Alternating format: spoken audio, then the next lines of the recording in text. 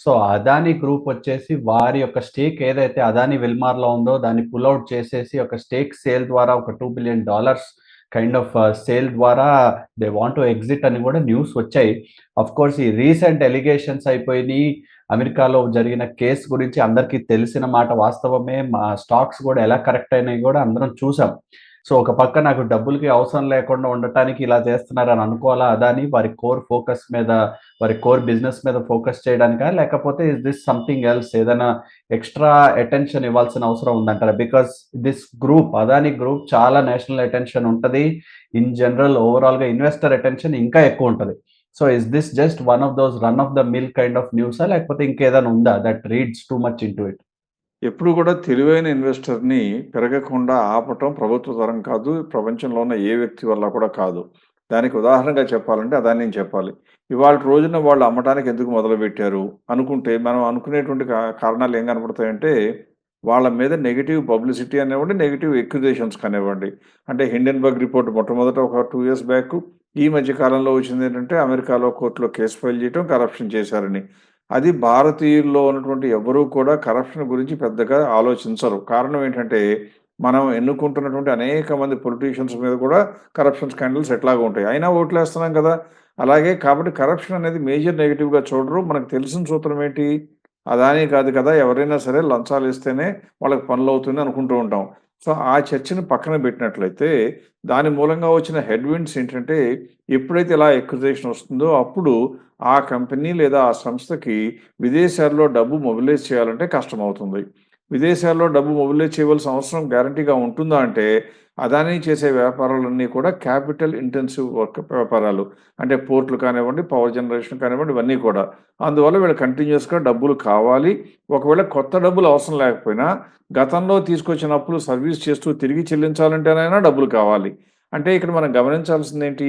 ఇవాళ అదానీకున్న పరిస్థితి ఏంటంటే, అదానీ గ్రూప్‌కి డబ్బు మొబిలైజ్ చేయడం కొద్దిగా కష్టం ప్రస్తుత కాలంలో.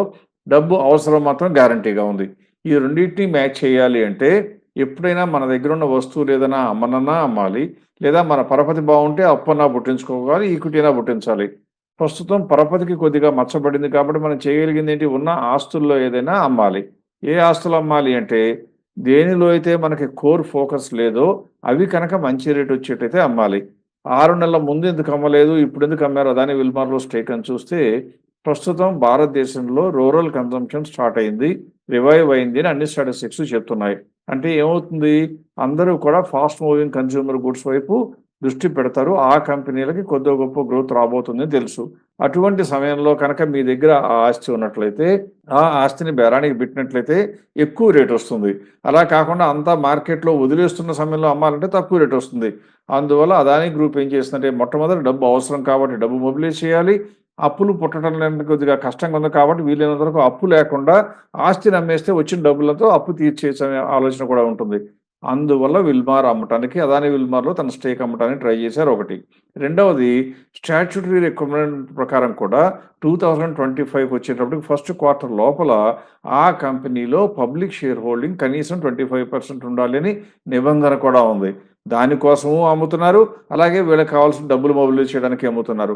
పబ్లిక్ ఇష్యూకి వచ్చేటప్పుడు వాళ్ళ షేర్స్ అమ్ముతుంటే ఆఫర్ ఫర్ సేల్ అంటాం. అందువల్ల అదానీకి ఏమొస్తుంది? బెటర్ వాల్యుయేషన్ వస్తున్నది మార్కెట్‌లో.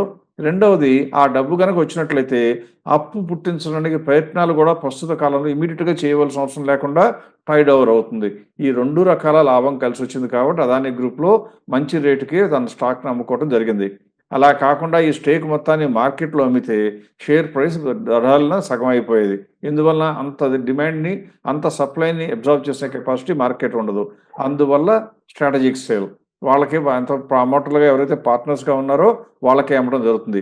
This actually is a master stroke అని చెప్పొచ్చు. అంటే ఇలా తెలివిగా నిర్ణయాలు తీసుకొని, సరైన సమయంలో స్పందిస్తూ, సరైన సమయంలో డబ్బు మొబిలైజ్ చేసి, వాళ్ళు కట్టవలసిన అప్పుల్లో డిఫాల్ట్ అవ్వకుండా ఉంచటం అంటే, ఒక రకంగా పరిణితి చూపించినట్లు.